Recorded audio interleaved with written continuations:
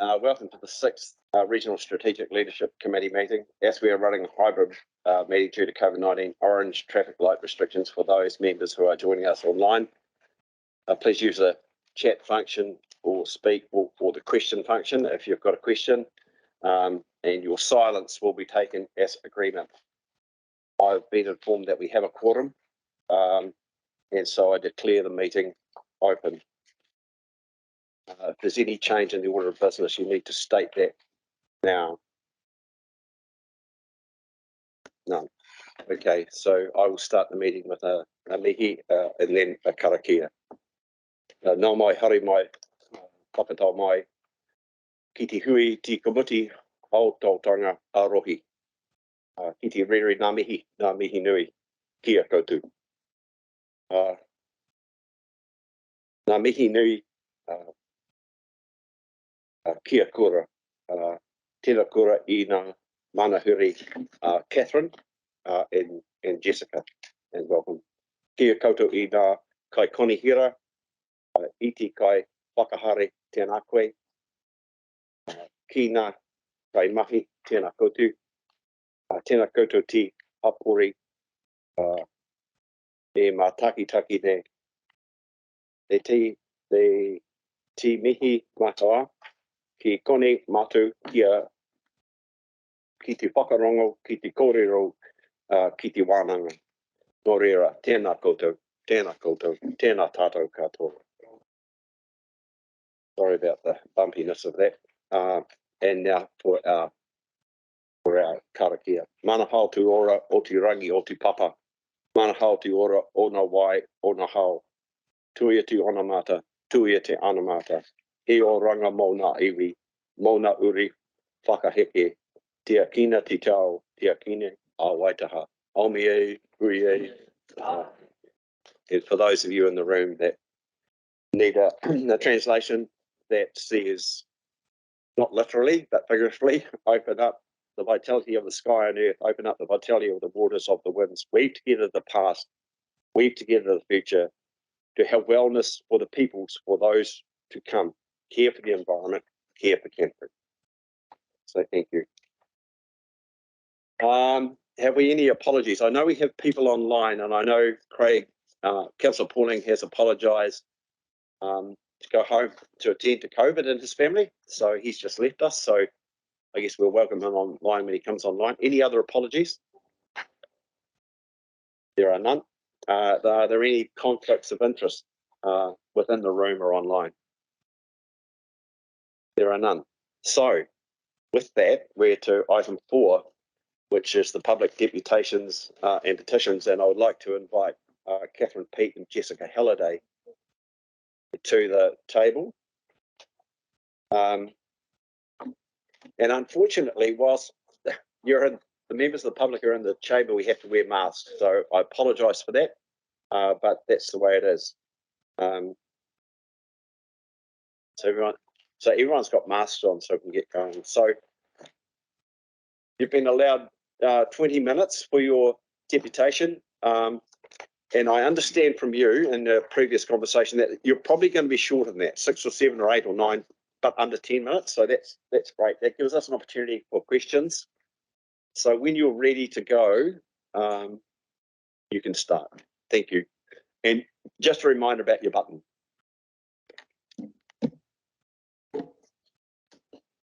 Ngā mihi nui, kia koutou. Jessica and I really do value this opportunity, and we're going to begin with a brief summary of our One Voice Reo Kotahi profile, which was pre-circulated with your papers for this meeting.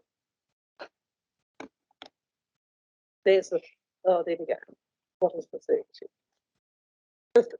The third sector comprises organisations that form around common interests, identities, issues or places. According to Statistics New Zealand, there are well over 100,000 in this country, and only 10% of them have any paid staff. These third sector organisations complement and are not limited by statutory obligations or commercial imperatives. Slide 2. That would be the next slide.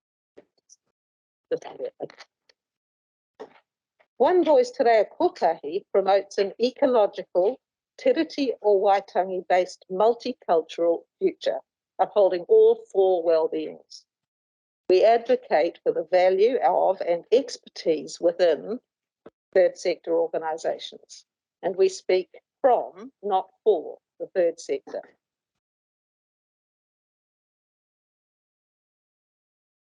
As you can see, we're aware that we face many wicked problems. That's represented by the wind. And we are all in the same boat together as a society. And while we can't change the wind, we can adjust the sails. One Voice Te Reo Kotahi can focus on adjusting the sails towards this just transition, which we believe must be treaty-based. Third sector organisations don't need to form our long-term plans under an imperative to report within a statutory framework, for example, that provided by the Auditor General, which is a bit hard to follow if you try. Third sector organisations complement and are not limited by statutory obligations and commercial imperatives to enable independent voices alongside government and commerce. We don't want to be negative, opposing partnerships and community, as in the current language of the Community Partnerships Strategy. But we do propose that the word relationships better clarifies the roles we each have in setting the direction, purpose of our journey. Better than partnerships. Now over to Jessica Halliday, Director of Timatanga, our urban placemaker visionary. Thank you, Catherine. So what we'd encourage you to recognise today is that there is substantial leadership and expertise within third sector organisations that Environment Canterbury can draw on, in particular when forming policy and strategy. And so we've pulled together just a few examples. These are a handful of the organisations that are on the One Voice Te Reo Kotahi register. But for example, the living wage movement can support greater well-being within our economic system. There is very unusual and distinct grant-making ecosystem knowledge and deep knowledge and awareness that, as far as I'm aware, no one else in the whole country potentially even holds, that is here in Canterbury, and that has distinct knowledge, deep knowledge, about how your funding in particular fits within this ecosystem. And they could support any adjustments that might need to happen around strategy and policy when you're looking at that funding and how it is used. The Community Languages and Information Network Group has substantial expertise in working with culturally and linguistically diverse communities. Network Waitangi o Te Tahi, I sit next to a great leader who represents and is a leading third sector voice and worker nationally that is based here in Ōtautahi, an amazing resource. And they're in particular focused on the work that tangata tiriti need to do in realising this te tiriti-based future. And they've been doing it for 40 years. And then there's Wise Response, another example, a group of researchers who work to keep the Sustainable Development Goals alive from a third sector point of view. So given this substantial expertise, all of which is local, given that we do want to go in the same direction, that we want an ecologically healthy and thriving future that is te tiriti-based and that is multicultural, how can we work together more effectively and have more fruitful collaborations? We suggest you start by adopting the term third sector organisations rather than community organisations, as it's more befitting. But we also suggest that in starting our relationship together, we focus on strategy and policy. We recognise that while third sector organisations do incredible and very valuable work in project and service delivery, that isn't what we're talking about today. So what next? what communication should One Voice Te Reo Kotahi establish with Environment Canterbury so that third sector organisations can better contribute to your leadership, strategy and policy? Thank you. And we're open to questions. Hey, fantastic, and thank you for that really short introduction. So we have questions, and we have a question from Councillor, or from Chair actually, Huey, and then from Councillor Southworth, and then from Councillor Marshall. Your name's written in front of you. Thank you. I want to thank you very much for coming along today and presenting to us. It's fantastic. And I think that what happens in institutions is that people lose visibility of the work that's going on in the 1,000 third sector organisations in New Zealand. So it's really key that you come along and communicate this with us. I'd be interested to know if you've got an example of what we've done recently that you've observed where we haven't engaged fruitfully with the expertise in the community that's available to us. And I just wonder if, or any other example you've got that you'd like to tell us about.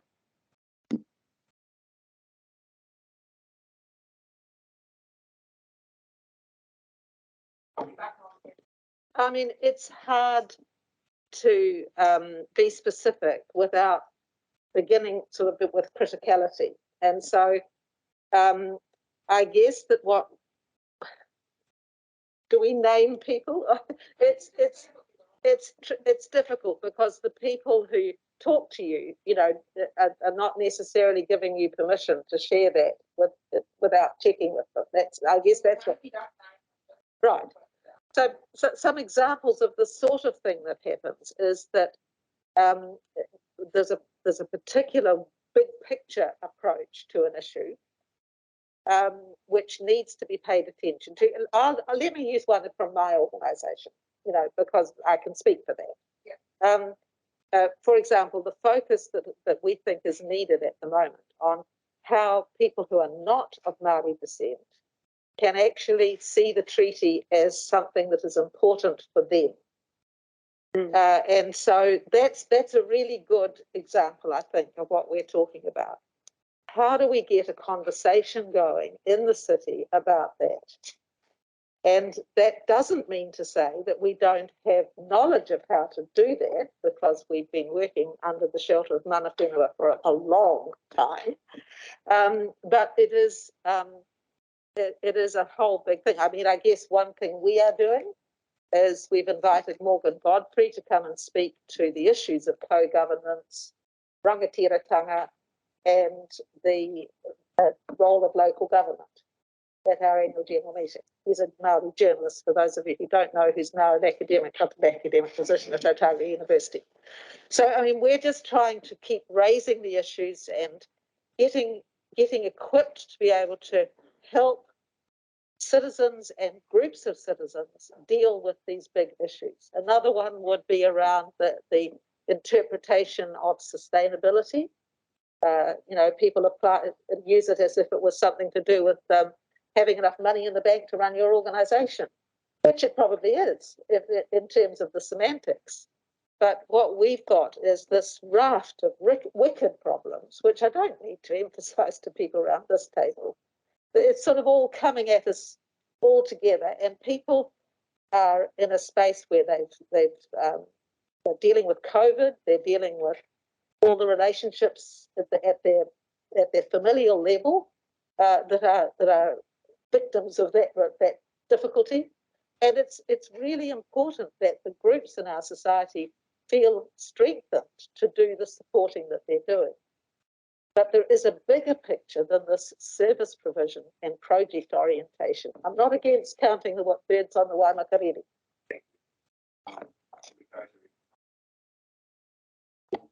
Yeah, I wonder if mine's quite aligned to the last one, but might give you an opportunity to expand as well on another.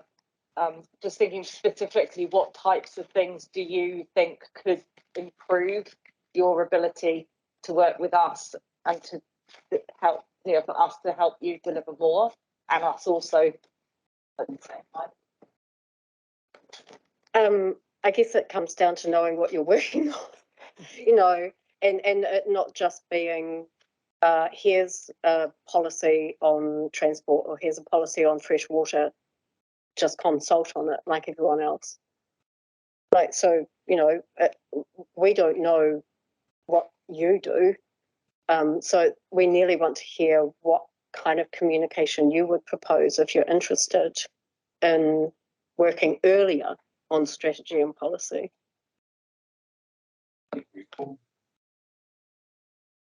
Just to elaborate, so for example, in the past, I know there's been sort of panels of people in the community that you can connect. So for public transport, for example, where you can connect into a group of people who know and are keen to be connected into that pre-consultation development, thinking about what we've thought about and putting it there ahead of. Is that the type of thing you're talking about here? Most definitely. It would be really interesting to know, you know, how are those selected? Are there, you know, I'm sure you have significant knowledge and reach within the community, but there may be more. Kia ora, thank you, Chair. I have a question and then potentially a supplementary just based on the response. I'm just seeking clarification around your second bullet point there in terms of what are you meaning in terms of how we use the term community organisations? This is a biggie. Community organisations are often seen in the context of that wider community word. And I mean, I see ECan councillors as part of the wider community. And so what we're trying to do is to almost get to the point where we're not putting that word community into everything that comes our way. And for example, community organisations, because organisations, of course, you are a community organisation. You know, everybody's a community organisation. It's kind of really, why do you just call us community organisations? We have a particular role, which is to have that independent voice alongside what is possible through having a statutory obligation or a commercial imperative. I mean, in a commercial organisation, you have to put your shareholders before anyone else. That's the law. And there are many situations where people in statutory roles can't go beyond a certain operations level. You know, like they're a staff member at an operations level and they can't take on some issues because it's beyond their remit. That's not in the third sector. We can look at the big picture and we can engage with the people who have a passion about that interest and then bring it together. Does that help? So, yes, I'm just thinking, so when we say we want to consult with public, industry, etc., you would see yourself separate from the public and from industry. Is that all part of the public? Just seeking clarification from when you would expect us or ask us to use this term. If you want to. How do we go back to the first slide? There we go. Down the bottom, our organisations are sometimes, you know, more accurately described as community initiated groups. They're not started by someone else. That's why we say they're not formed by an imperative to have a commercial outcome or obliged to do what the statutes tell them. But and also sometimes they're called non-government. We're a bit sick of being non-everything, not for profit. You know, why should we not something? And so we thought that at least if the term third is used, it begs the question of what are the other two? Actually, we were first before governments and commerce were even thought of in the village. You know, it sort of reminds you really where the power lies. You make some really interesting points in terms of identifying things that obviously concern you in terms of what's going on in our environment that we need to talk to. So is any more questions? Lan's got a question and then Megan, and then that'll be it. We're done at 1:30, guys. Thank you so much for coming in. My question is just related to like this contribution that you're describing is like clearly extremely valuable. And I guess my concern would be how would we effectively take you up on this very generous offer without exploiting you as a community, you know, as a, like, seriously, because I mean, that's what happens with community organizations all the time. So how might we do that? Because you have a lot of knowledge and you're professional people. How might we navigate that? Thank you for that. That's an excellent question. I think, you know, there's no easy answer to that, but I think, I mean, obviously groups who get invited, say that, you know, there is some opportunity for a particular group with expertise to be invited, they're always going to say no if they need to. I would, you know, let's just state the obvious. But I think many of them experience significant frustration when they're, you know, they don't get to influence it. And I think this probably requires more discussion than we can do before 1:30. So very keen to talk about it. And I think it is a nutty problem, but worth discussing to sort out. We're going to go to Megan and Jenny. Megan. Just a really quick one. Obviously, one voice today, Kote, you've talked a lot about Christchurch. We're obviously regional council, so from Kaikoura all the way down to Waitaki. What relationships or in terms of your organisation covers outside of Christchurch? Is there any involvement with Mid and South Canterbury and North Canterbury? How you link in with the likes of different foundations or community house or the like? Oh, I mean, we have. I mean, I'd have to look at the register to see where their addresses are, but we have links from the Hurunui down to South Canterbury at least, and well, I mean, Wise Response is based in Oamaru. So it's just wherever the networks take us. But I mean, we are Greater Christchurch based. I want to say thank you both for coming in. It's been fantastic. Now, I know we've been talking to you since the start of the term, and Kathleen's been instrumental in that, and I'm not sure where it's really got up to. So I will work with Kathleen to get another meeting going as soon as we can, and I'll invite any councillor who wants to be hooked into that to send me an email, and I'll set that up, and we'll just carry it on fairly, like, say, next week if we can fit it in. The trouble is at the moment we're in the middle of the annual plan, but we're always busy in here, so that's not an excuse. You know, you really, if you want something done, ask a busy person. So that's us. So we'll be back in touch, and just thanks for coming along today. And it's really good to see all the other people online, and thank them for hooking in as well. And we'll be back. We'll get back in touch. So I want to cut across what you've just said, but thank you for your presentations. Thank you for coming in and posing the questions that you've posed. We've got a recommendation in front of us that I would like to go to. It's in two parts, and the second part of that, I would like to make an amendment to the second part of that says provides a reply to OVTRK organising group as soon as practical regarding how we can work together more cooperatively. Is that suitable? Is that suitable language in terms of the things that Jenny's also said? So is everybody in agreement that we can add that into Phil? Mr. Chairman, I am, but more cooperatively perhaps isn't necessary. We just need to work together. This is my thought. We must have that a substantially the second part of that regulation. That can be substantively the second part of the second point.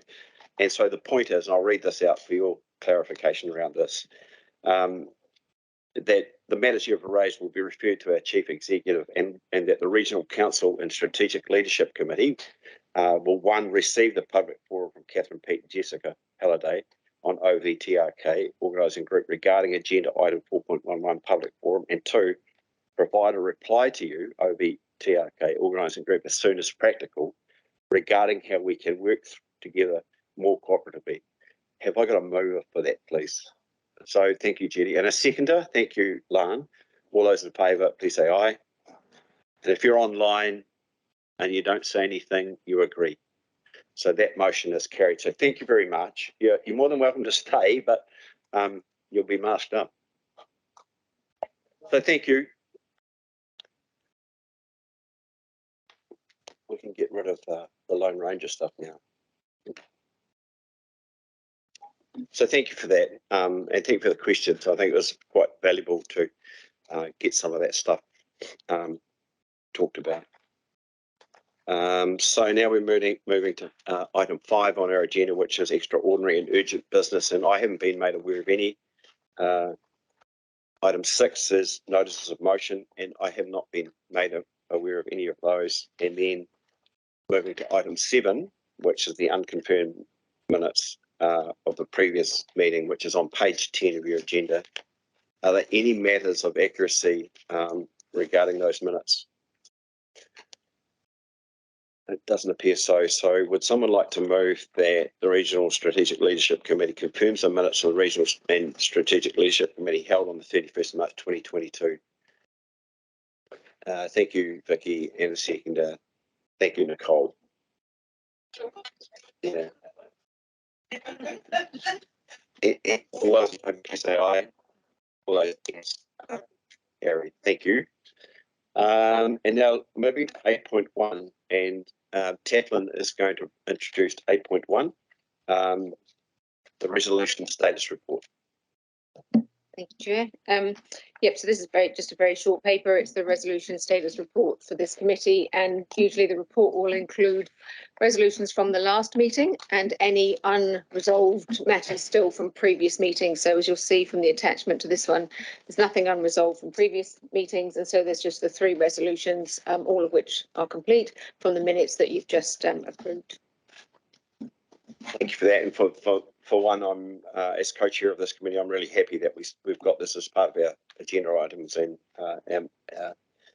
agendas now, because it gives us a history of what we have and haven't done. Has anybody got any issue with any accuracy of any of that stuff? Okay, I'll be looking for a mover that notes the status of previous resolutions provided in the status of Regional and Strategic Leadership Committee Resolutions Report May 2022. Mover. Thank you, Vicky. Thank you, Elizabeth. All those in favour, please say aye. All those against, carried. Now we're going to 8.2, and this is the item that Catherine's going to come to the table. And Catherine and other portfolio leaders will lead this discussion. And when we get to questions, then I will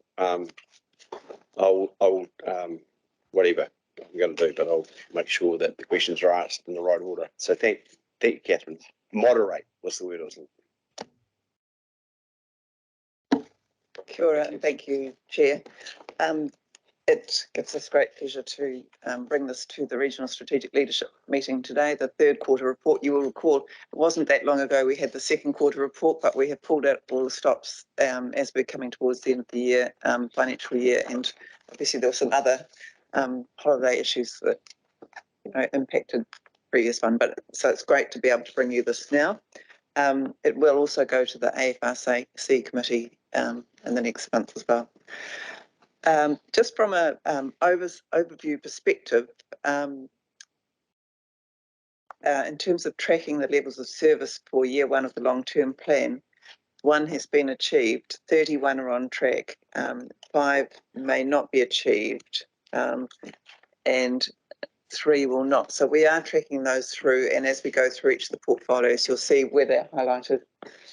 The one thing that's a little bit different about this report is that we have elevated the partnership with Ngāi Tahu, and we have a separate section in the report this time which talks about the relationships, the importance of it to this organisation. And in this report, you'll see it focuses specifically on the partnership discussions around the integrated plan framework. So that's a new feature of this report. Each of the responsible directors are going to speak to the different portfolios and take questions of clarification. So if that's okay, I will. Yeah, I'd just like to make the point here, this is non-statutory stuff, so it's community facing for the community's understanding of where we're at with this stuff. So inquiry is welcome as we go through this. Thank you, Catherine. Thank you, and each of the directors will take questions after the different portfolios. So to start with, we have Tim Davies, and I will pass this over. Kia ora, Catherine. So concerning the water and land portfolio to Waimete Whenua, I'll take it as read the report. I just want to pull out three particular highlights which are in the overview. There is one or two of them are actually in the Healthy Waterways Action on page 10 of the report, or page 29 out of 73 in your agenda, around the National Environmental Standards for Freshwater. And just wanted to highlight that a lot of information has gone on to our website recently about the implementation of particularly the NES around freshwater to help landowners comply. And it's been particularly gratifying that that's been picked up by other regional councils. And so it's been used by Hawke's Bay Regional Councils and Northland to use the best practice template to develop their own. So that's one highlight I wanted to point out. The second one is on page 11 of the report, page 30 of your agenda papers around Otu Wharakai. And just there's a section there and really highlight the role that the Mātauranga monitoring is having in that project. And so that's a piece of work that was completed in the last quarter. The field work was completed, it's being written up now, but it's really adding a huge amount to the way that project is progressing. And then the final one I just wanted to highlight is in the freshwater resilience on page 11 again, and in fact it goes across onto the next page, and it's about the Waikikawai project. So Waikikawai, if you're unfamiliar, is if you've been to Ngāti Moki at Taumutu, that is Waikikawai, the creek that comes through in front of or just behind Ngāti Moki. So this is a project that has got underway. It's got funding through the Freshwater Improvement Fund. They've hired staff and they're really starting to get on and get things done. And it's really encouraging to see the way that project is progressing, being led by Taumutu. We're supporting it and also working in really closely with other projects in the area, like the Sustainable Ellesmere. I can't remember its name. Sustainable Ellesmere Agriculture. That's the one. Ellesmere Sustainable Agriculture Group. So those are three highlights, just in terms of some of the things that are pointed out in amber. Most of these are concerning either the risks around nutrient management tools that are highlighted at the end of the report, and then just pointing out that under that one level of service, you'll see level of service 9 that is marked as red, we will not achieve, which is about the implementation of good management practice, and this is the auditing of farm plans, which is also highlighted. And then the second area that you'll see areas of amber tends to be about the partnership, and this is about setting up particularly for the freshwater regulatory framework, but it comes through into some of the others as well. And that's just that it's progressing, but we're a little bit behind where we thought we might be at this stage. And I'll leave it there. Thank you, Chair. Thank you, Tim. Questions of clarification regarding the portfolio report?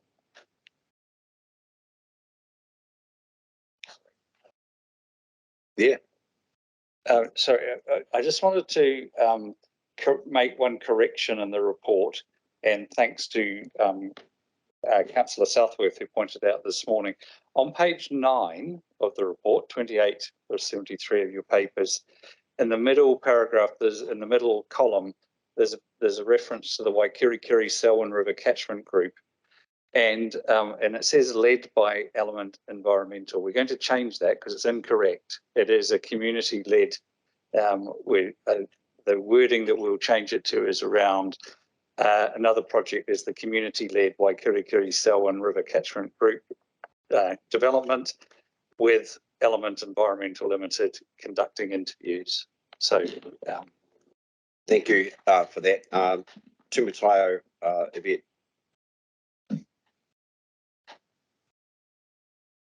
Are you there, Yvette? Well, while she's getting ready, go to you, Megan. Kia ora, just want to check in. You're referring to, I'm looking at the Healthy Waterways Action, page 13, in the orange section that's there, given the good commentary that has been given with the Kaitiaki projects in Mahinga. So you're saying the reason we're in the orange is because of the freshwater regulatory framework just being a bit behind. Is that what I heard? Kia ora. Kia ora, Timatanga, Councillor Lewis. So I'm looking at, there's under the freshwater regulatory framework, there are two that are orange, the region-wide changes to deliver a central freshwater package. Is that the one we're looking at, or is it the Healthy Waterways Action?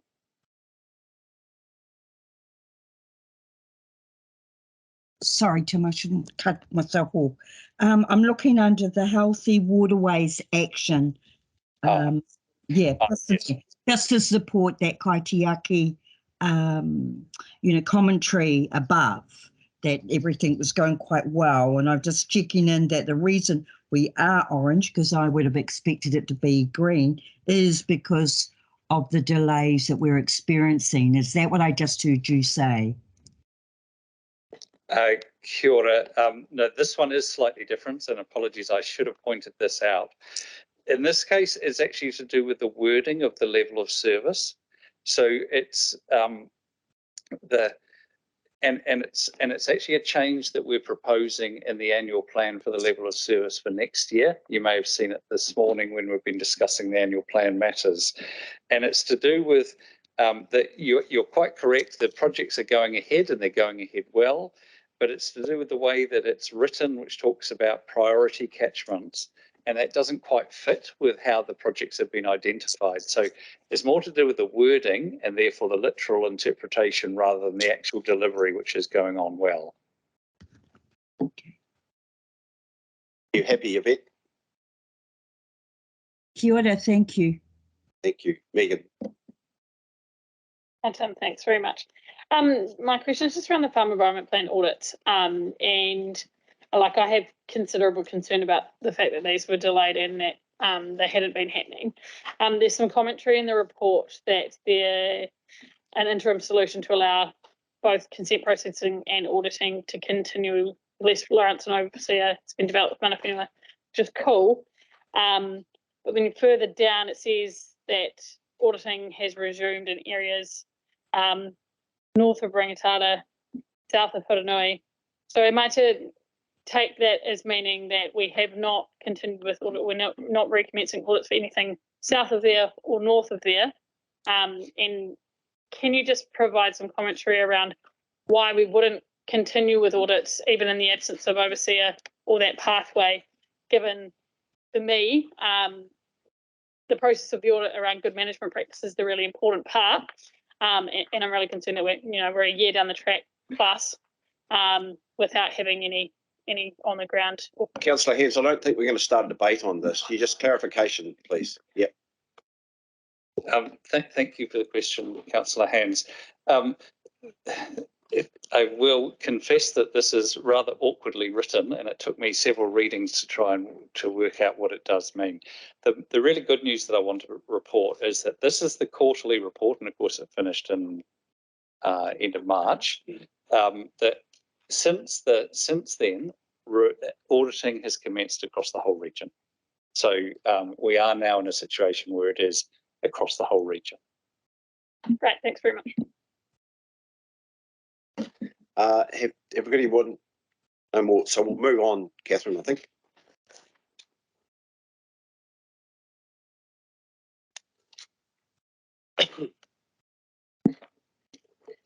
Okay.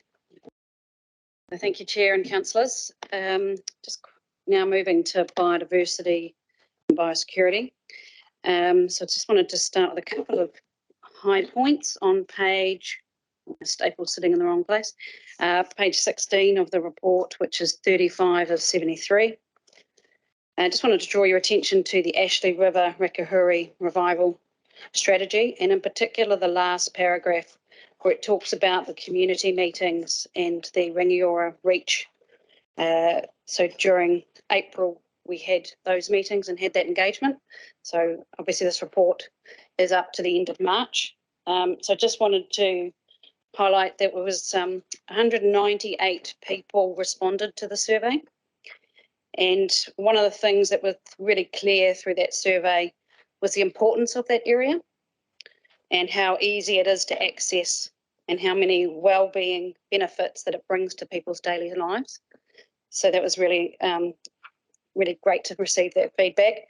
Now we're pulling that analysis together and we'll be reforming the advisory group to see what those next steps are in the master plan. But one of the key drivers that we'll be doing in the next month or two will be looking to plant trees around the Milton Road and Cones Road area in July through to September, which is a good time for planting, just to, I guess, aid that community in there, bringing some trees back in their place. So then I also just wanted to draw your attention to the Mirakau program, which is on the next page. The last paragraph, just above the photo, on page 36 of 73, talks about the needing to secure ongoing quantities of eco-source plants. So I have good news on that front, is that our supply issues that we were encountering have now largely been addressed. So that's getting good progress. And I guess the risk that we had, and that's sitting at a medium, that will probably in the next report be our low.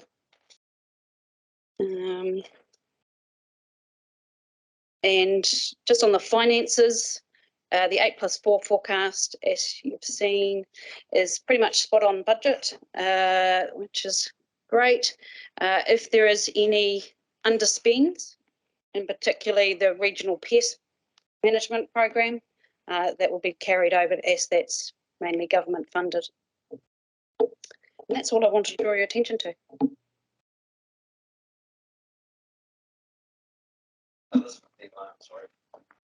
So this is just a question about under the issues section. Can I just check that it's issues compliance and it's the wetland restoration work, which is classified as medium. This is on page 38 of 73 or page 19 of the report. So just to clarify there, is the issue with wetland restoration, is it now too difficult for us to restore wetlands because of legislation?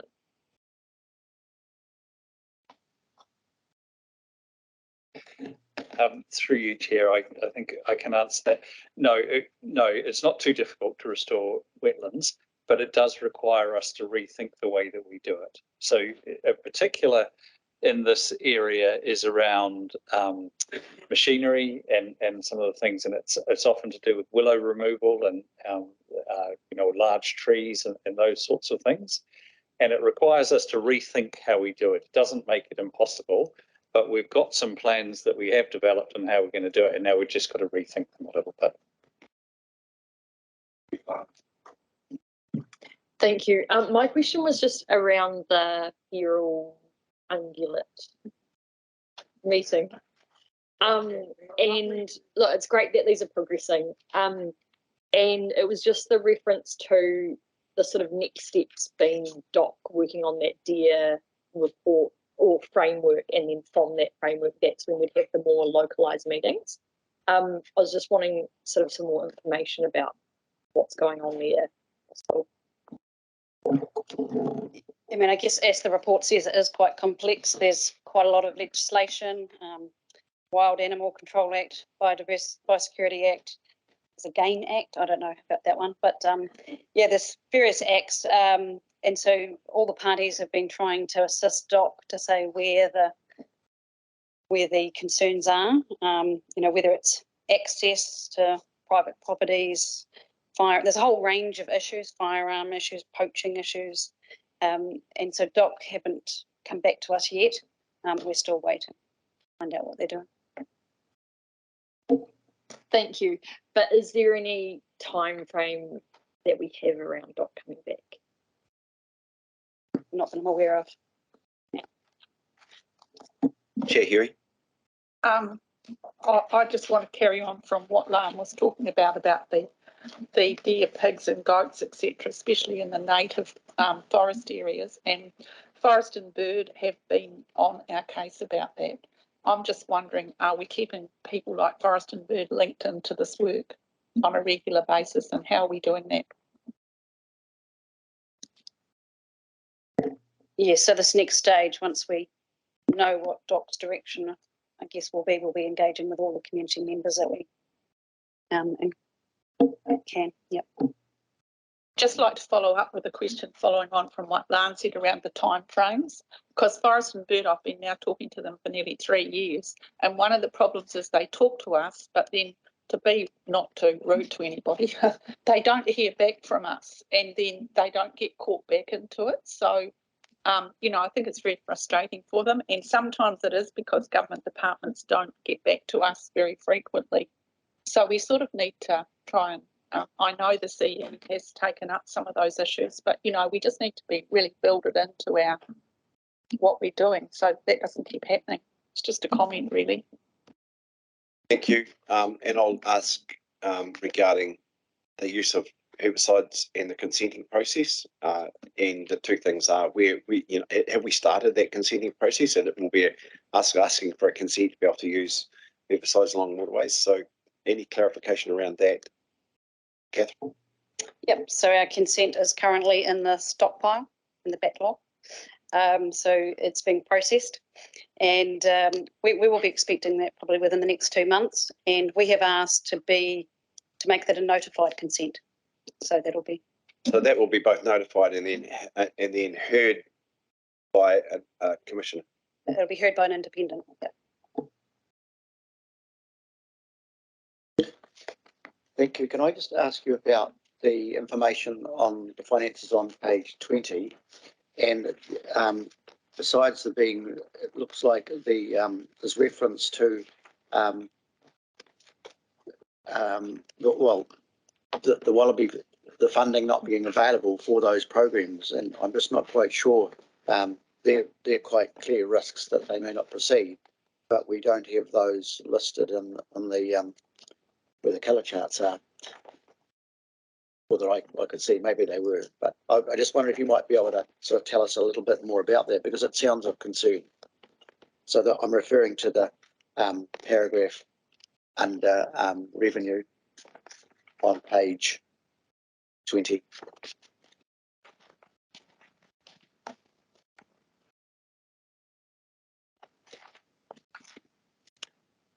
I guess bottom line question is, are we going to have sufficient funding to carry out that program?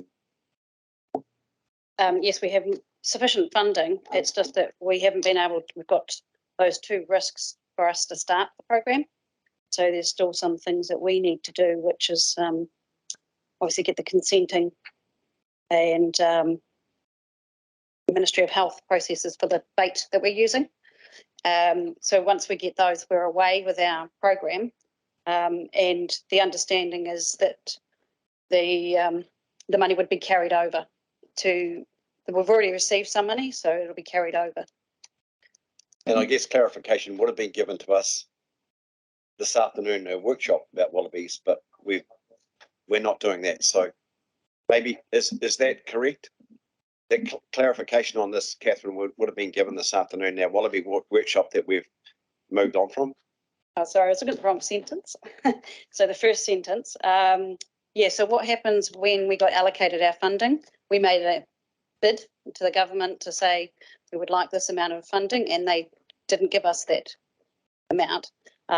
So we've worked our program within that new allocation, I guess. Yeah. So sort of sign-offs are governed by the Ministry of Health. The program can proceed then. Right. Thank you. Hey, there's no more questions, Catherine, so I think we'll shift forward.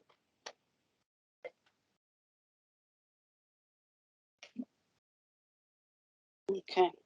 So there's just a couple of things in the climate change and community resilience I just wanted to highlight. One was the page 21, the Civil Defence Emergency Management Group Plan. So we have been highlighting that there was a risk regarding this plan because we're waiting on the legislation. And that legislation has been postponed, so we are just still commencing with our review now. We're not waiting for the legislation. So we've now put that back to being on track. And the second thing was the Kaiapoi oil spill response. This was an amazing response from across the community, and obviously a sad event. But it was just, yeah, lots of profile in the media, and now that has been, I guess, closed, that response. And also just wanted to draw your attention to the levels of service on page 24, which is 43 of 73. We had a bit of a editing issue with the key portfolio initiatives. So they haven't been refreshed. So I'd like to do that now, which is the second portfolio initiative under CDM group plan review. As I just said, that's now back on track. So that actually, yeah, it should be green, that's fine. But the one up above in 19, level of service, should be green. The coastal plan review, which is 4 lines down, and the key portfolio initiatives, that should be orange, and that is related to the integrated plan. And under the climate change resilience, the developed climate change action plan, that should be green, and that lines up with the level of service above at 23. 23 level of service has actually got 3 parts. One part has been achieved, one part has been on track, and one is not measured, which is why it's now green. So it's so we'll get those changes made for the final version, which will go into the public. And again, just on finances, the 8+4 forecast was showing a 0.5, 150k difference to the budget. So that again is pretty much where we were expected to be. That's all. Thank you, Catherine. So I've got a question from Councillor Sunkel and then Councillor Clearwater.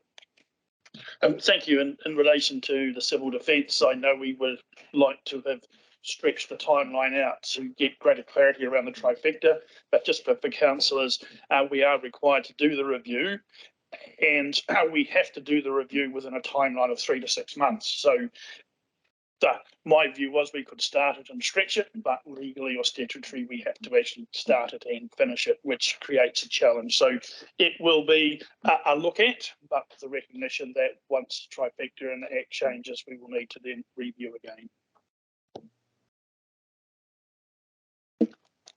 Thank you, and for clarifying the change, getting the colours right on the diagrams.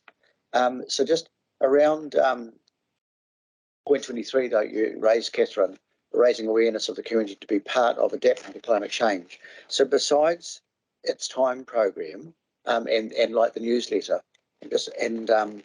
probably, yeah, I'm just wondering, are there any other sort of programs that Environment Canterbury are involved with besides those ones to achieve that level of service? So if I can go through the measures that are underneath 23. So one is provide information, advice, tools and resources through climate change communication projects. And that talks about one campaign, which is the It's Time Canterbury. The second one was increase the number of people who engage with our campaign about what climate change means in Canterbury. And the target was to establish a baseline for engagement through using campaign analytics, which we've been able to achieve, or which is on track. And then the third one was to develop a climate change action plan in collaboration with the community. And obviously that's been not going to be measured this year because the climate change action plan coming from government hasn't come out, won't be coming out until next week. So it delays our opportunity to do that. So we'll measure that next year.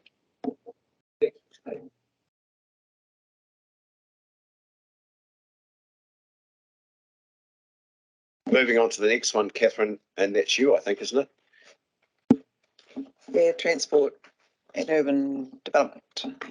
A few achievements and an update on the dashboards that go with them. So in terms of the air, you'll be aware that it's been some time since we actually updated you on what's happening in the air quality program. So staff are planning to bring to the Transport and Urban Development Committee on the 2nd of June a paper on the winter air program, so that will provide you with more insight into what's going on there ahead of winter.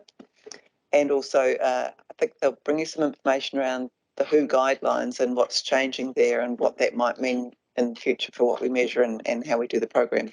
But as a sort of a forward look. So just in terms of this particular quarter, you'll note that Washdyke was the only area with its exceedances, and that would be normal because winter is where we expect to see these exceedances, which is why we're keen to bring you that update before winter. And that we have been, the Smelted app has been being used in Timaru around odours, and that program is ongoing there. In terms of air quality, the levels of service are on track, and you will of course note that there's some issues around the Healthy Homes Canterbury scheme review ongoing, and the resourcing risks that we brought to your attention earlier have been worked through and have been largely resolved ahead of winter. So in terms of the issues, that's the air program. In the transforming public transport area of this portfolio, there is a lot of achievements this quarter that you will note that's in the paper, and just if I mention a few of them, the transport child fair age has been increased to 19 in this period. We've continued the service reviews of bus routes 17 and 28. That's moving forward as part of Public Transport's Futures. We consulted around the new fares as part of the annual plan. And of course, Whakamutunga confirmed the extension of the Timaru MyWays trial through until 2024. There's some good survey results there. That means that we meet our levels of service on those. You'll just note in terms of the total mobility, that also met its level of service for customer satisfaction. It is a government program that we implement, and so it's implemented based on the way that they set it up. But in terms of customer satisfaction for that project, for that service, that's been successful. So the levels of service on page 50 for public transport are on track. The national ticketing system has experienced delays, as you'll be aware of, and that's putting that delivery and timeframes at risk. And COVID obviously is continuing to have a severe impact. Drivers, so there's a number of things there that we've highlighted as things that we're watching. In terms of the third leg of the stool for this portfolio, integrating urban land use and regional transport, you'll be aware that we've been doing some work on the attitudes of Canterbury people to reducing transport emissions, and we're now in the writing up stage of that research, and so we're looking forward to bringing those results back to you in not too distant future. You'll also be aware that we had a very successful South Island Freight Summit at the end of March, and the work around that freight piece of work is continuing through that committee. In the Greater Christchurch Partnership, the spatial plan work is underway, still obviously working through. We have the Urban Growth Partnership was signed off by the Minister. I think it was outside this time frame, so that's an update on what's in here. And there was it's mentioned in here the single transport plan, which was referred to earlier in terms of building on the work that the Christchurch City is doing with its transport plan and looking at it as a base to help provide input into the Greater Christchurch spatial plan. So that work is underway now. Again, the levels of service targets are on track. There's some underspend in the budget, and in terms of some of the partnership programs, that is because some of the partnership work has been hasn't gone as quickly as it might have. And so that's a committed funding in terms of the partnership budgets that we carry. And so there'll be some request to carry forward that money that's been underspent in the partnership budgets in particular. So happy to take any questions. Okay, any questions? Elizabeth? So just one question about the PM10 exceedances in the Washdyke airshed. Could I have a little bit more information in terms of do we know what the cause is, and how long will it be until we have reduced those levels down? My understanding it's a very complex area that the science people have been looking at for some time, and I think what would be best is to bring it back in context of the briefing on the 2nd of June, just to have a look at that in terms of what's happening in Timaru. There is work underway. I don't know, Tim, from a science perspective, do you have any other insight in terms of that? But I think it would be probably useful to bring it back as part of the 2nd of June discussion. So note your interest in that. Yeah, I just noticed that I've been here for 3 years and we still haven't gotten to the bottom of this, and so just noting my concern there. Yeah.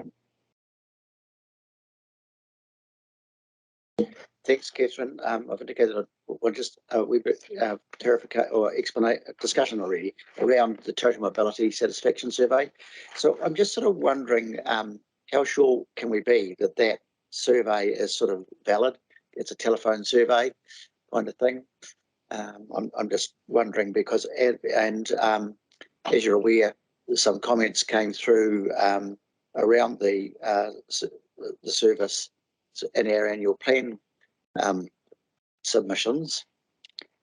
So and like and there've been some indication that our council would ask staff to do a review, although that be including review. And I understand your point that this is a government back program, but just like the transport reports are really good, and that they have a really good work plan attached. So I guess my question really is, could we in the near future obtain a date in the transport's work plan as to when that review might happen? So just to talk about our work plan, we had planned to do a review of the contract, not of the actual service. The service is mandated as such by the government. They pay 60% towards that. However, what we have done in the past is reviewed the contribution that we put towards that, and that's something that you can decide. And you can propose, we did propose a change to that an LTP ago, and it caused a lot of community feedback, and so we left it the way the contribution had been. So yes, we can extend the review, not just from the contract, but to looking at the contribution as part of the next annual plan, if you would like to do that. Yeah. I just wonder if there might be some potential when we do that too, to actually include the kind of like the standard of the service delivery in some ways. Like this is, we're going past clarification. I think that good questions, and we'll take those on board, Phil. And I think that Grant's sitting there writing furiously about our next transport discussion. So we'll take that on. We'll take that on board. All right. Vicky. Quick question or points. Does this survey is available on our website, and I just wonder if we could have a link placed in the report or something to point to say actually you can pick up as a member of the public who reads this. There might be one or two. If they would want to read the whole thing and have a look, they can. Toss the microphone down.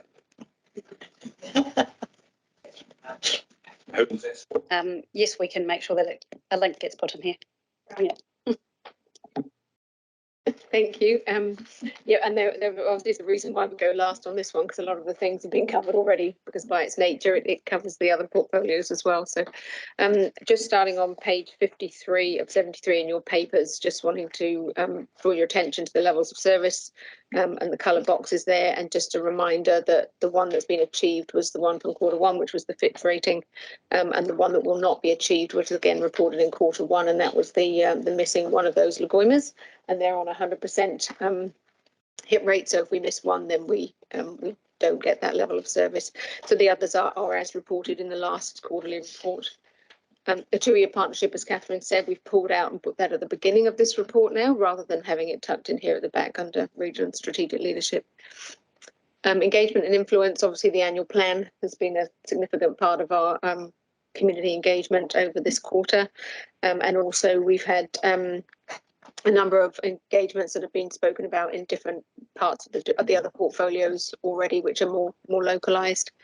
The youth ropu, again, this is old news up to the end of March, because you met Coulter, Carson and Alice from the youth ropu, and they are currently, having initially thrown themselves into the annual plan response, they are now looking at what their work programme is going to be going forward. So, and just to let you know, because I know a couple of councillors, Chair Huey and Councillor Southworth, mentioned Professor Don Hine coming to talk to us, having heard him talk, I think, at the Merrill Forum.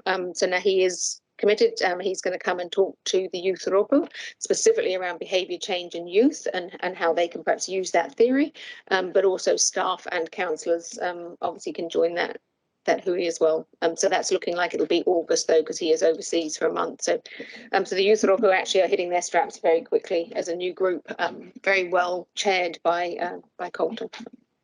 Look, I'm really impressed with the youth ropu in terms of the work that people are putting into them, both staff and also councillors, and I think that bodes well for us for the future. And they've got a good wee leader there, so it's going to work out good. Questions of Chaplain? Lark. Yeah, thank you, Chaplain. Mine is sort of like a comment, then a question around our groundwater aspect of this section. So that's page 55 of 73. And it's mainly that we talk about at a regional level. We talk about the national level, then we talk about the regional level. And we just kind of sum up the regional level by saying there is a mix of areas with improving and degrading trends. And I just wonder if that's a little bit misleading, because even when we talk about our 10-year trends, if that's what we're referring to, 51% of them are either likely or very likely declining, and only 24% are improving. But then also if we go to the 30-year, then they're quite clearly declining with only 12% improving. So I just wonder if, I guess my ask and my question is, would we be able to more clearly mention that instead of just that kind of summary? Because I think the summary doesn't actually paint an accurate picture of what the trends are actually doing. Through you, Chair. Yep, I mean, we can certainly make some changes to the wording here, but I'm going to phone a friend, if I may, and ask Tim to respond to the specifics. Yes, thank you. And it does need a little bit of rewriting. You're quite right. And the reason for this is that the piece was really about highlighting the contribution that we've made to LAWA. And that paragraph is actually taken straight from LAWA. And when it says regional, what it means is all the different regions. And it's not clear. So we will rewrite that and make it clearer. So. Any further questions of Taffy? Okay, Catherine. One last comment from me. The fourth quarter report will form the basis for our annual report, which of course goes through the auditing process. So that's where the fourth quarter report will end up. So just the next steps. Thank you for that. Now we've got the recommendations on screen, so I won't go through them, but do we have someone that would move recommendation 1 and 2? Thank you, Councillor Farm, and thank you, Councillor Clearwater. All those in favour, please say aye. And all those against, carry. Now, sorry, Yvette, I see you. I've just seen your hand up there. Did we miss you? It's a bit late. You didn't. It's looking to move, so that's perfectly fine. Thank you. Catherine for this. And now we're moving on to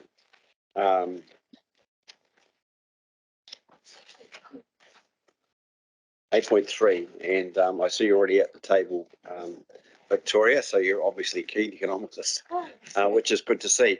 And having spoken about this morning, the person who really led this conversation with us is Chair Huey, so maybe Chair Huey's got some stuff that she needs to add in here too. And this is her background in this stuff, coming out of her roles that she's had leading up to being chair of ECan. So we'll start off, Victoria. They're in your hands. Thank you, everyone. Kia ora katoa. I'm Victoria, called Victoria Tokuenua. This submission and the paper attached to it is for the newly introduced Natural Hazards Insurance Bill. It passed its first reading in the House on the 30th of March 2020 and is now with the Finance and Expenditure Select Committee for public consultation. The bill has been written to update an almost 30-year-old piece of legislation, and mostly also in response to the 2020 public inquiry into the Earthquake Commission, which looked at the workings of the Earthquake Commission, and also its response to recent events, including notably the 2010-2011 Canterbury earthquake sequence and the 2016 Kaikoura earthquake. I just want to acknowledge, first of all, the many people within Environment Canterbury that have both personal and professional experience in dealing with natural hazards insurance and EQC. And we want to thank them for their involvement in this submission and the strong Canterbury voice that it has lent to this. As the Regional Council, we have a number of overlapping and slightly complex roles and responsibilities in the natural hazards space. This includes monitoring and advising on natural hazards as the administrating authority for the Canterbury Civil Defence Emergency Management Group, and also under the Local Government Act to promote the 4 community wellbeings. So I'll just quickly touch on some key points of the bill. As I said, it will repeal and replace the 1993 Earthquake Commission Act. The bill will rename the Earthquake Commission to Tuka Tō Aki, the Natural Hazards Commission, in a move to better reflect the scope of natural hazards and risk reduction the Commission holds beyond seismic hazards. The bill will also introduce a new Code of Insured Persons' Rights and a Standing Dispute Service, which is a key part of the government's response to the 2020 public inquiry's recommendations. The bill will also modernise some aspects of the existing natural hazards cover, and it also seeks to simplify and clarify some of the rules and procedures around certain aspects of the natural hazards insurance system, which are identified as causing issues. This includes such as multi-unit buildings. So our submission, the key points have been structured to 3 high-level themes to better to reflect the varying responsibilities and experience. So the first theme was the creation of a fit-for-purpose natural hazards insurance system that provides the right cover at the right time. So in this section, we support the need for greater clarity in what is covered. Firstly, because on the technical side, the accurate use of terms is important in ensuring consistent and shared understanding. And also secondly, because we want to support this legislation to provide the right cover for the right events. This is especially true in more complex areas where secondary physical hazards, which are hazards caused as a direct result of the physical primary hazard, and this would include such as liquefaction after an earthquake or lahars or mudslide following a volcanic eruption, or slow onset or long timescale events, which would include hazards such as related to glacial retreat or advance, soil creep or desertification, or salination of aquifers or even sea level rise. These are complex events. Some of them are natural hazards in their own right, but because they are caused by the initial event, that's why we seek clarification in our submission around whether they'd be classed as events in their own right or related to the ongoing event, the initial event. This section also includes comments on the damage and claims period, and we encourage the bill to extend these timeframes for all natural hazard damage in the same way that it currently does for volcanic damage. This is in recognition of the community stress and technical complexity a too short deadline can place on the process, particularly as it can sometimes seem a bit arbitrary. Our second theme was the need for a system which is reflective of the needs for community resilience, but also supporting holistic risk reduction. Our submission is very highly supportive of the new Code of Insured Persons' Rights and the Standing Dispute Service. We note that public trust in the insurance as a sector as a whole is incredibly low.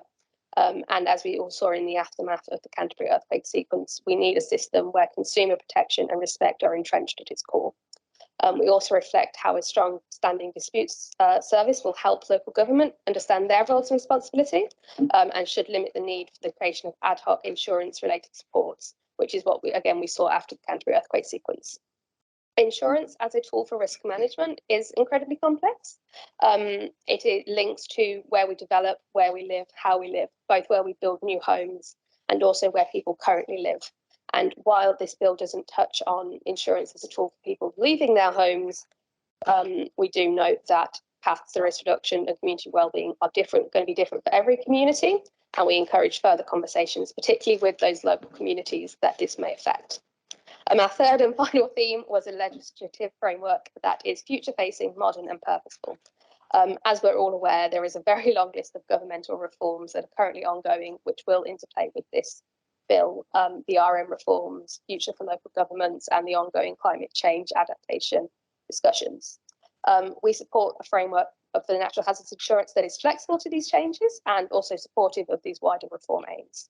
And just touching on climate change for a minute there, climate change and natural hazards are very interlinked. Climate change has a known inflating factor in the frequency and severity of some natural hazards, but not all, but also how we manage natural hazards and climate change are also linked. Climate change adaptation or emissions reduction will affect what options we have available as a means of natural hazard and disaster management. So while as submission acknowledges this, we encourage the Commission, the Natural Hazards Commission, to work with the government in the development of the Climate Change Adaptation Act, but any highly technical or major changes to how the insurance system handles adaptation or climate change, such as managed retreat, we do expect to come from the Climate Change Act and not this bill. Thank you. Thank you. So since then, and before you say anything, Chair Huey, I'd just like to say that there have been some amendments made to paragraph 17 and 18 that reflect the discussion that we had in our pre-meeting this morning.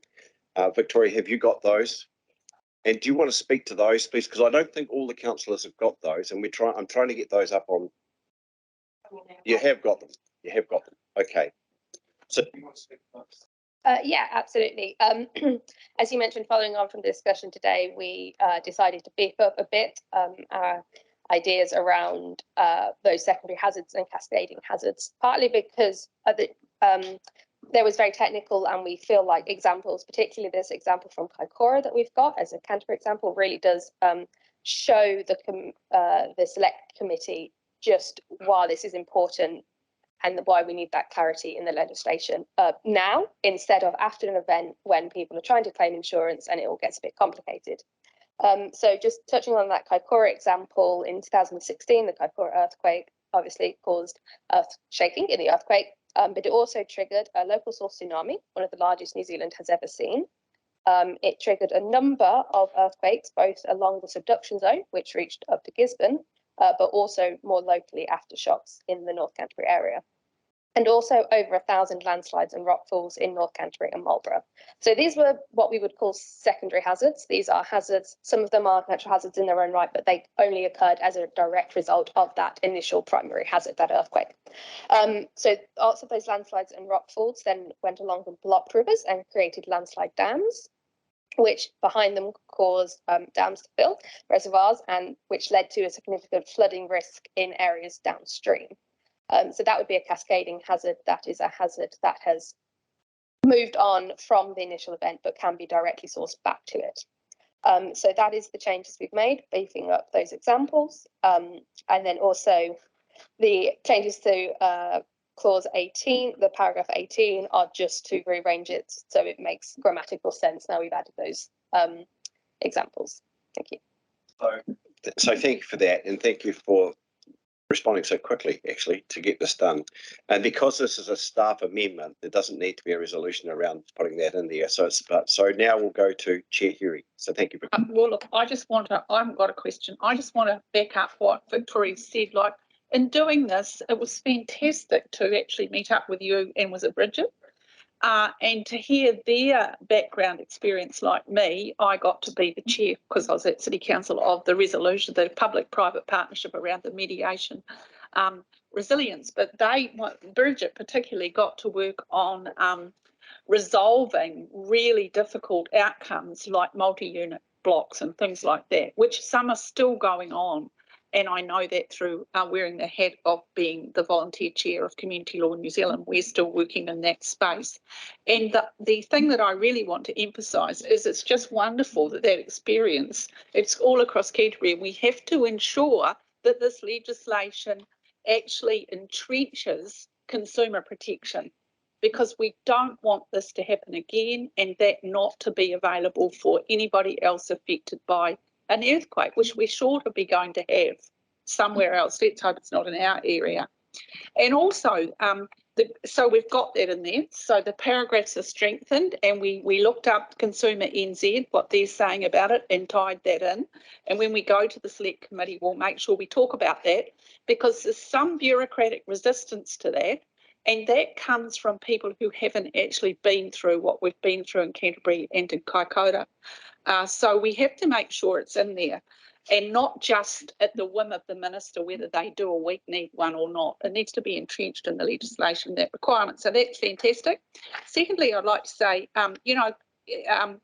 we shouldn't underestimate what Canterbury Regional Council does in terms of looking at the risk. In 2009, they produced a fantastic report on the Kaikoura Trench. And what could have happened there. Luckily, it didn't happen exactly as they described, but almost. Otherwise, there might have been a much bigger wave and all sorts of worse things would have happened. But it's fantastic work, and you've done really well.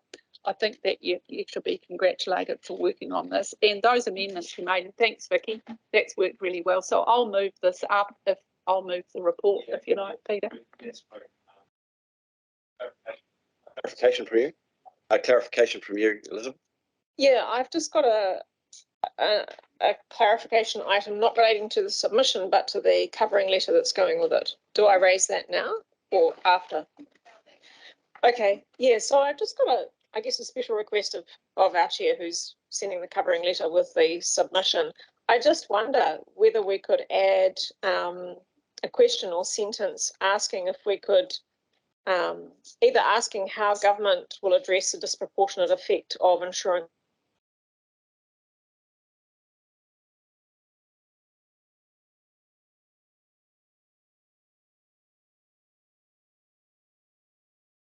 Thank you.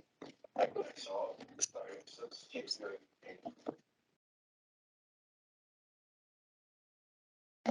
go to you. I'll confer with Victoria and the CEO about what's appropriate to put in that letter, but that's good consideration for me. So thanks very much, Councillor McKenzie. So thank you for that. So if we can go to the recommendation, unless anyone else wants clarification around what Victoria has in the submission. Okay, so that's been, they're on the screen. They've been moved 1 and 2 by Chair Huey and by Councillor Clearwater. All those in favour, please. Yeah, you can speak to it. Yep. I just thanks. I'm very pleased we've had Jenny's comments, but Victoria, it's big thanks to you. Like, I'm really impressed with the submission you made. I find that the submissions that ECan staff make are excellent to central government, and boy, they are sure asked this. While central government are pushing for there's so much legislation going through, this clearly is an urgent one. So, and I'm just really pleased the way you've got such a balanced submission, and that whole focus on community wellbeing is just excellent. And the timing is really great. Like, it doesn't, when we were first elected, Dame Sylvia Cartwright came and talked with us and got our ideas too. But I think it's just marvellous that in fact this is now right before Parliament and we're part of this. And thank you so much for your excellent work. Look, sorry, in my failure to recognise the seconder having a right to speak to that. So can I put that again, the motion that's in front of us, or the recommendation that's in front of us, 1 and 2, moved by Chair Huey, seconded by Councillor Clearwater. All those in favour, please say aye. All those against, and that is carried. So thank you for that. And thank you for the effort that you've put in, Victoria, because that's pretty technical stuff in terms of, and you have to have some base knowledge to get to where you've got to with it. So thank you very much for that.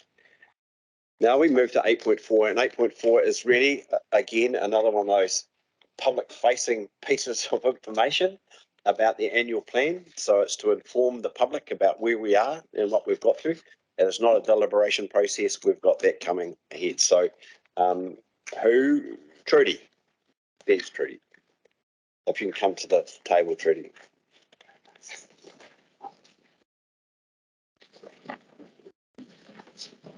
Great, thank you. Kia ora koutou, everyone. Great, thank you. As said, this is really an update to Council on the process taken to date and the progress on the annual plan Mahere tau 22-23. Really taking off on this update from the consultation period. Council are aware that the consultation period ran from Wednesday the 2nd of March through to Sunday the 3rd of March, a full month of consultation. There was a comprehensive comms campaign that was run that included advertising, digital campaigns, social media, mailbox drops, and a wide range of presence in public facilities. Really noting some of the challenges during that period, recognising that at that time we were in alert level, the COVID alert level red setting. And the approach that Council took in engaging with the community had to be modified as such so that we're able to take those approaches, but there was certainly strong engagement through community board meetings, visits to territorial authorities, various other meetings with partners, stakeholders, and notably those two annual plan conversations or the virtual Q&A sessions which were held online, which I understand had a very strong response. Staff promoted a digital first campaign and really encouraged submitters to utilise some of the digital tools that were available. As a result, feedback from the submissions indicated that 2/3 of submitters heard about our campaign through either social media or email. And that was further substantiated in the 98% of submissions that we received using the online forum. In total, there were 2,806 submissions. It's around about a 76% increase on the LTP. And also noting a really strong support from the youth sector, or certainly that age group 15 to 24 years old, where we received 36%, who were responsible for 36% of the submissions. That particular age group during the LTP last year were responsible for 6% of the submissions, so quite a significant uplift in that group. And noting that group holds around about a 13% representation across the broader Canterbury region. We received approximately 68 submissions from organisations in terms of the territorial authorities that included Timaru, Huranui, Waimakariri and Ashburton District Councils and Christchurch City Council. We received one submission from representing Runanga, from Okaha, representing Te Runanga or Moreki and Te Runanga or Waihau. As you know, there were 3 consultation topics, and it's as we've been discussing, submitters, those 3 consultation topics were on bus fares, flood recovery and protection, and climate change levy. We really received a lot of submissions that provided a clear response in terms of their preference, and certainly compared to the LTP, less rationale, less sort of quantitative data that explained why those selections were made, and the bus topic certainly generated the most comments. In the hearings, we had planned to hear around about 140 submitters. In the end, it was around about 110 submitters were heard. And again, that was a very successful process held online just after Anzac Day. Currently, Council are in the process of understanding staff advice and feedback from the community, and in preparation for deliberations on the 24th and 25th of May. Following that, our next steps will be making those changes as proposed by Council to amend the annual plan and prepare for adoption of the annual plan on the 16th, I believe, the 16th of June. at which point we'll commence a subsequent comms campaign to be able to advise the broader committee and, the broader community and those submitters of the outcome of the annual plan process. Trudy, and in terms of the process, I thought myself, my personal opinion about it was a good process that we went through. I particularly enjoyed the online stuff that we did, and I thought that that maybe we can make a better opportunity out there. And I would like, on behalf of the council, just to thank the submitters, because we did have a lot.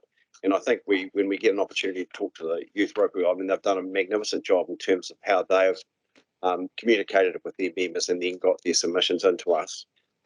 Thank you guys for the work that you've done and got us to where we've got to. And also thank the council, because again, it was online and everyone shared the burden around this, and I thought it was well done.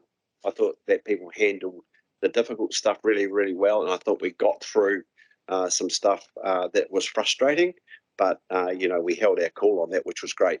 So that's my comments in terms of process. Anyone else want to talk about process? Grant? Grant? Just quickly, I really appreciated the